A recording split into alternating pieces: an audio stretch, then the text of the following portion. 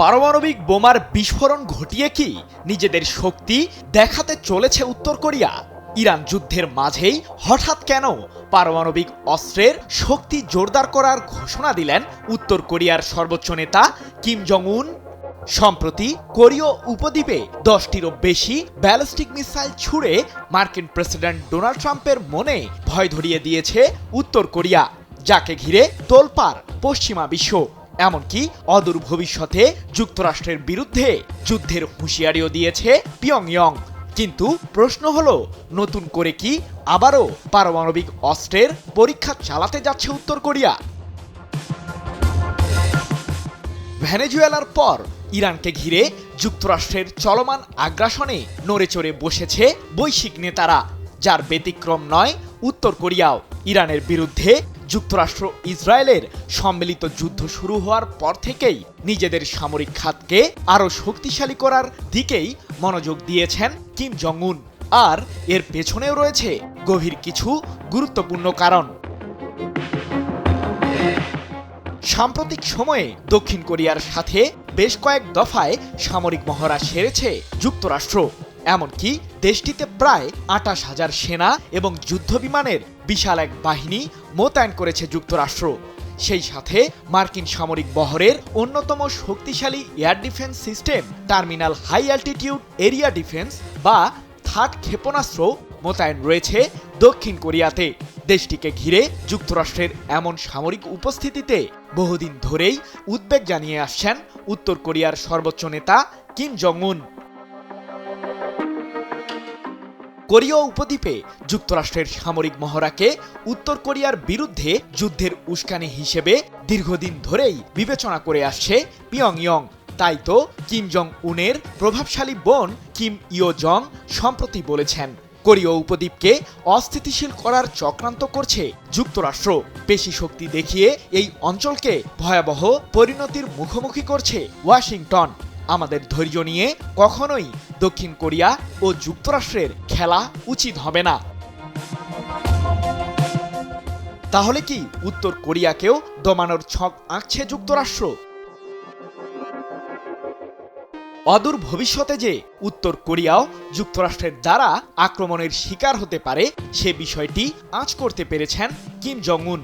তাই তো ইরানের বিরুদ্ধে যুক্তরাষ্ট্র ইসরায়েলের সামরিক অভিযানের মধ্যেই নিজেদের পারমাণবিক অস্ত্রাগারকে শক্তিশালী করার ঘোষণা দিল উত্তর কোরিয়া। পাশাপাশি অর্থনৈতিক সুবিধা কিংবা নিরাপত্তার বিনিময়ে যুক্তরাষ্ট্রের পারমাণবিক নিরস্ত্রীকরণের প্রস্তাবকে কড়া ভাষায় প্রত্যাখ্যান করেছেন কিম জং উন।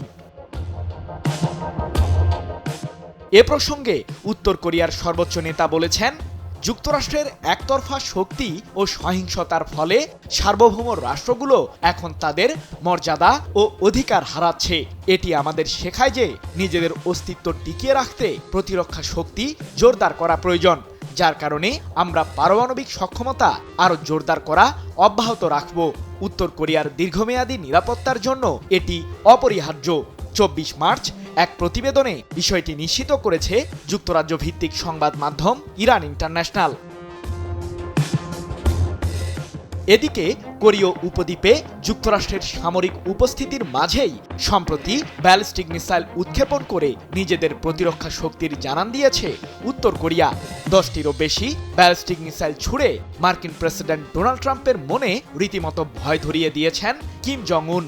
ইরান যুদ্ধের মাঝে যুক্তরাষ্ট্রকে ঘিরে উত্তর কোরিয়ার এমন উত্তাপে ব্যাপক শঙ্কা বিরাজ করছে হোয়াইট হাউসের শীর্ষ কর্মকর্তাদের মধ্যে। 200-র বেশি সার্ভিস ও ফিচারে লেনদেনের সব বিকাশ অ্যাপে সম্ভব। বিশ্লেষকদের দাবি, পারমাণবিক অস্ত্রাগারকে নতুন করে শক্তিশালী করার ঘোষণা দেওয়ার মাধ্যমে কিম জং উন মূলত ইরানের বিরুদ্ধে যুক্তরাষ্ট্রের সামরিক আগ্রাসনের পরোক্ষ সমালোচনা করেছেন।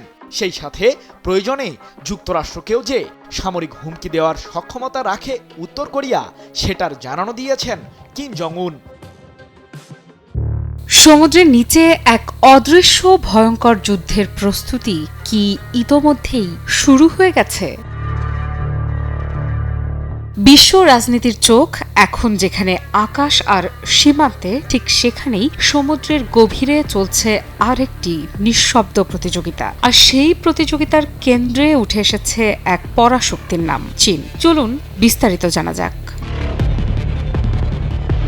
যুক্তরাষ্ট্র ও তার মিত্রদের সঙ্গে সম্ভাব্য সাবমেরিন যুদ্ধের প্রস্তুতি হিসেবে চীন এখন প্রশান্ত, ভারতীয় এবং আর্কটিক মহাসাগরের বিশাল এলাকা জুড়ে সমুদ্রতল ম্যাপিং ও নজরদারি জোরদার করেছে। একটি অনুসন্ধানী প্রতিবেদনে এই চিত্র তুলে ধরেছে ব্রিটিশ বার্তা সংস্থা রয়টার্স। সেখানে বলা হচ্ছে, এটি কেবল বৈজ্ঞানিক গবেষণা নয়, বরং ভবিষ্যৎ নৌযুদ্ধের ভিত্তি তৈরি হয়ে গেছে।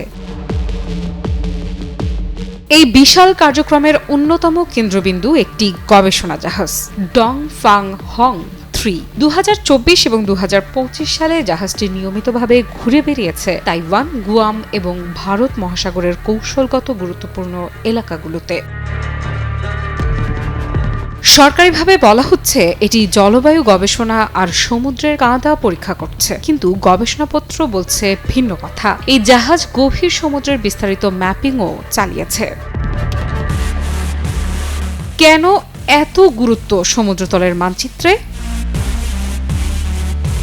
কারণ সাবমেরিন যুদ্ধের সবচেয়ে বড় শক্তি হলো অদৃশ্য থাকা, আর সমুদ্রের নিচের প্রতিটি পাহাড়, খাদ, মাটি ও পানির প্রবাহ সম্পর্কে যত বেশি তথ্য থাকবে, ততই সহজ হবে গোপনে চলাচল করা।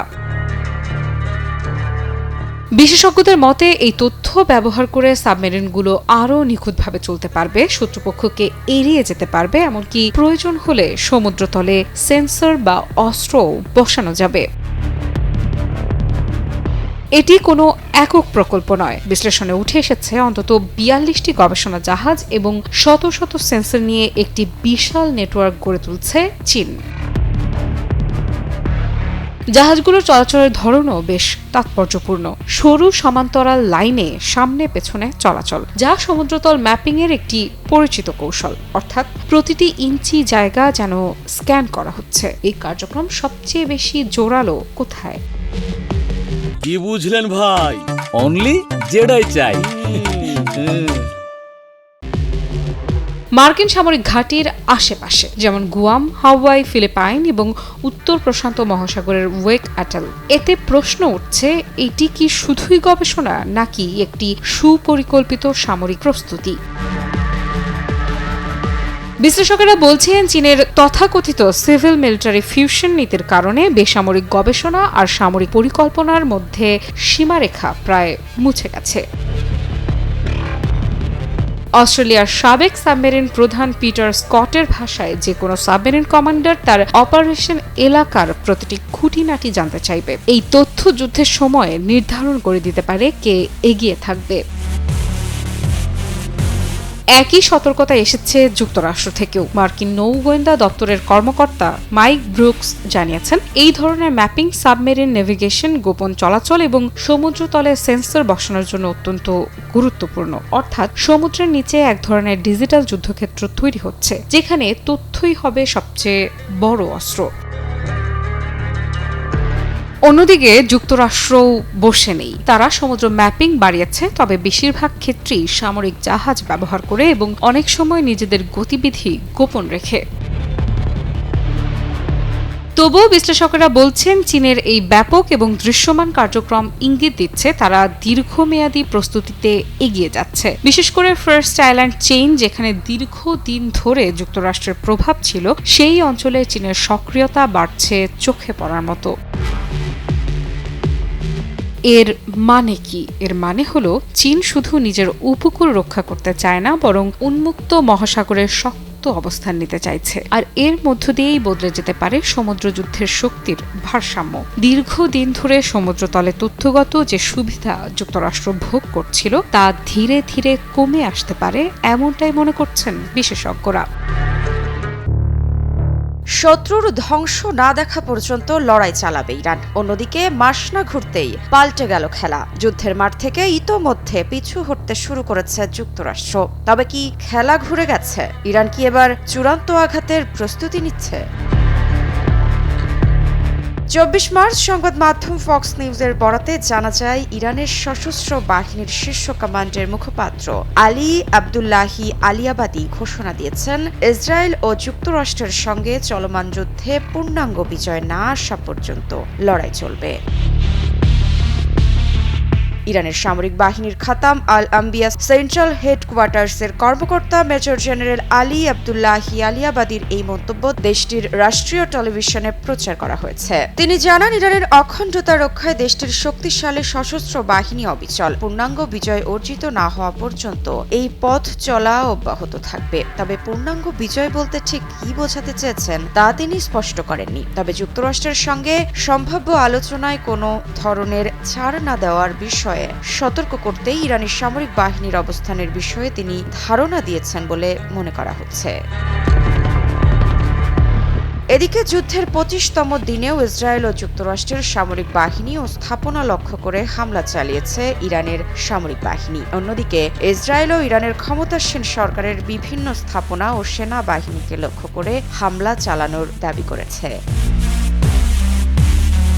ইরানি সংবাদ মাধ্যম বলছে, সম্প্রতি ইসরায়েল ও যুক্তরাষ্ট্রের হামলায় ইরানের দুটি গ্যাস স্থাপনা এবং একটি পাইপলাইন আংশিক ক্ষতিগ্রস্ত হয়েছে। এর মাত্র কয়েক ঘন্টা আগেই মার্কিন প্রেসিডেন্ট ডোনাল্ড ট্রাম্প ইরানের বিদ্যুৎ অবকাঠামোতে হামলার হুমকি থেকে 5 দিনের বিরতি ঘোষণা দিয়েছিলেন।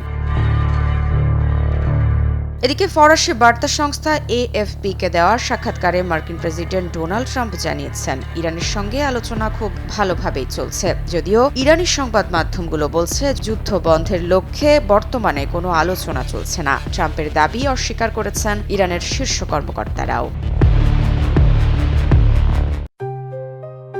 JBS holdings limited. অন্যদিকে সংঘাত নিরসনে পাকিস্তান মধ্যস্থতা করতে প্রস্তুত বলে জানিয়েছে। দেশটির পররাষ্ট্র মন্ত্রণালয়ের মুখপাত্র তাহির আন্দ্রাবি আল জাজিরাকে বলেছেন, যদি সংশ্লিষ্ট সব পক্ষ চায় তাহলে ইসলামাবাদ সব সময় আলোচনার আয়োজন করতে প্রস্তুত।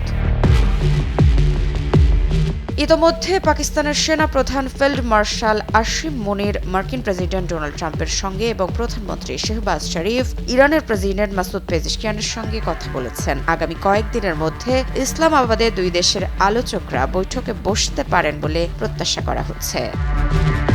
যুদ্ধে ইরানের সাথে পেরে উঠছে না যুক্তরাষ্ট্র। এ যেন যুদ্ধ জিততে নেমে ফাঁদে আটকালো ডোনাল্ড ট্রাম্প, আর সেই সুযোগেই খেলা ঘুরিয়ে দিল ইরান। ইসরায়েলের খেলায় পা দিয়ে বিপদে যুক্তরাষ্ট্র, আর সেই সাথে তেহরানের ফাঁদে ওয়াশিংটন। কয়েকদিনের যুদ্ধ নাকি দীর্ঘমেয়াদী দুঃস্বপ্ন? বিজয়ের স্বপ্ন নিয়ে যুদ্ধে নামা যুক্তরাষ্ট্র আজ কি নিজেই আটকা পড়েছে ইরানের ফাঁদে? ইসরায়েলের উস্কানি, তড়িঘড়ি সিদ্ধান্ত আর রাজনৈতিক দম্ভ সব মিলিয়ে যুদ্ধের ময়দানে ঝাঁপ দেয় ডোনাল্ড ট্রাম্পের যুক্তরাষ্ট্র। পরিকল্পনা ছিল দ্রুত বিজয়, কিন্তু বাস্তবতা, খেলার বোর্ডই বদলে দিয়েছে তেহরান। 2026 সালের 28 ফেব্রুয়ারি যুক্তরাষ্ট্র ও ইসরায়েলের যৌথ হামলায় কেঁপে ওঠে ইরান। কিন্তু এই যুদ্ধ কেন? কখনো বলা হলো হুমকি ঠেকাতে, কখনো পারমাণবিক কর্মসূচি বন্ধে, আবার কখনো শাসন পরিবর্তনে। লক্ষ্য অস্পষ্ট হলে বিজয়ও অস্পষ্ট হয়। এটাই এখন ওয়াশিংটনের সবচেয়ে বড় সংকট। তবে এবার খেলা ঘুরিয়ে দিয়েছে তেহরান। এখানে বার্তা স্পষ্ট, এই যুদ্ধ একতরফা হবে না। আর একই সাথে এই যুদ্ধ শুধু সীমান্তে আটকে নেই। মধ্যপ্রাচ্যে ফ্লাইট বন্ধ, হরমুজ প্রণালীতে জাহাজ চলাচল প্রায় স্থবির, তেলের দাম ঊর্ধ্বমুখী, 3000-এর বেশি জাহাজ আটকে, বিশ্ববাজারে শুরু হয়েছে স্থবিরতা। এশিয়া টাইমস বিশ্লেষক লিওন হাদার বলছেন, এটা শুধু যুদ্ধ নয়, এটা একটি কৌশলগত ফাঁদ। যুক্তরাষ্ট্র সিদ্ধান্ত নিয়েছে ইসরায়েলের ইঙ্গিতে কূটনীতি উপেক্ষা করা হয়েছে, আলোচনার পথ বন্ধ করা হয়েছে। ফলাফল, ইরানের জলাভূমিতে আটকা পড়েছে ওয়াশিংটন। এদিকে 2003 সালের ইরাক যুদ্ধের মতো এবারও কূটনীতি ছিল, কিন্তু ব্যবহার হয়নি। অভিযোগ উঠছে ইসরায়েলের চাপেই যুদ্ধের পথে হেঁটেছে যুক্তরাষ্ট্র। লিওন হাদার একটি নতুন টার্ম ব্যবহার করেছেন, ধ্বংসাত্মক বিচ্ছিন্নতা, মানে যুদ্ধে জড়িয়ে থেকেও সমাধানহীন অবস্থায় আটকে থাকা। তবে প্রশ্ন আসে, সমাধান কি হতে পারত? কূটনীতি, অর্থনৈতিক সহযোগিতা, দীর্ঘমেয়াদী আলোচনা, কিন্তু এখন সেই দরজাও প্রায় বন্ধ। কি বুঝলেন ভাই? অনলি যেটাই চাই। যুদ্ধ শুরু করা সহজ, কিন্তু শেষ করা সেটাই সবচেয়ে কঠিন। যুক্তরাষ্ট্র এখন বের হতে চায়, কিন্তু ইরান সেই পথ বন্ধ করে দিচ্ছে। উত্তর কোরিয়ায় কি হতে চলেছে মার্কিন প্রেসিডেন্ট ডোনাল্ড ট্রাম্পের পরবর্তী টার্গেট? এজন্যই কি নিজেদের পারমাণবিক অস্ত্রগুলোকে রীতিমতো শান দেওয়ার কাজে নেমেছেন কিম জং উন?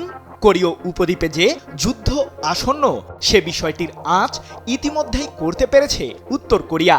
কারণ পার্শ্ববর্তী দেশ দক্ষিণ কোরিয়াতে সাম্প্রতিক সময়ে আশ্চর্যজনক হারে নিজেদের সামরিক উপস্থিতি বৃদ্ধি করেছে যুক্তরাষ্ট্র।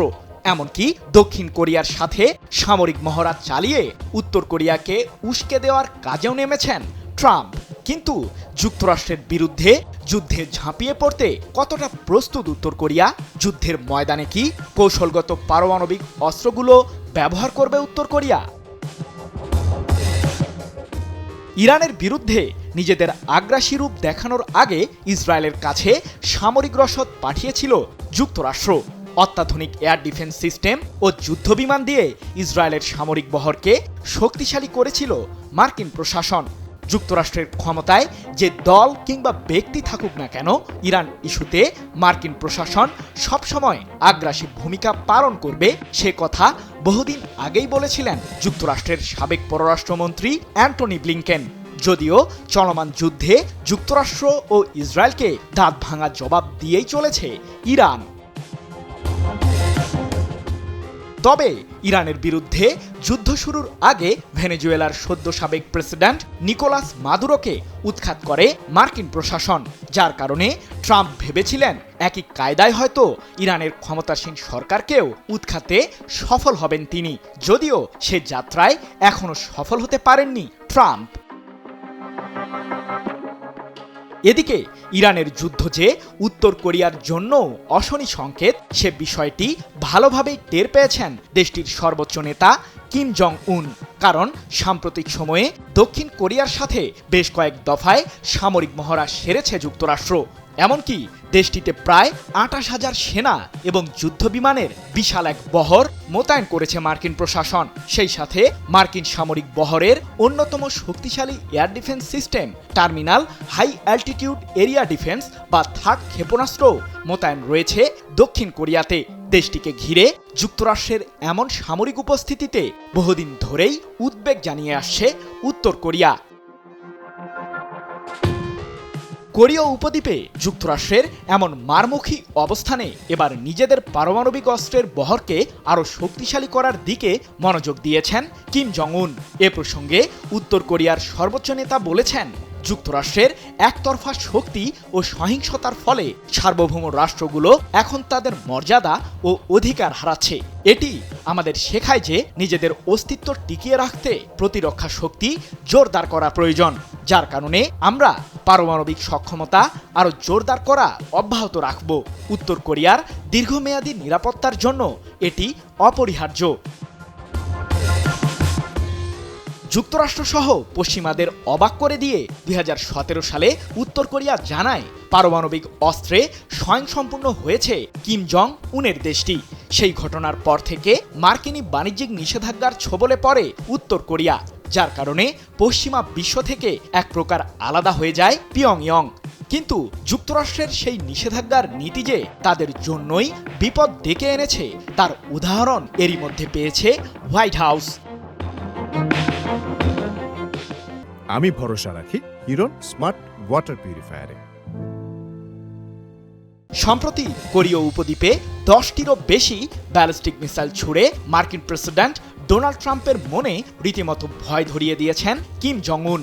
ইরান যুদ্ধের মাঝে যুক্তরাষ্ট্রকে ঘিরে উত্তর কোরিয়ার এমন উত্তাপে ব্যাপক শঙ্কা বিরাজ করছে হোয়াইট হাউসের শীর্ষ কর্মকর্তাদের মধ্যে।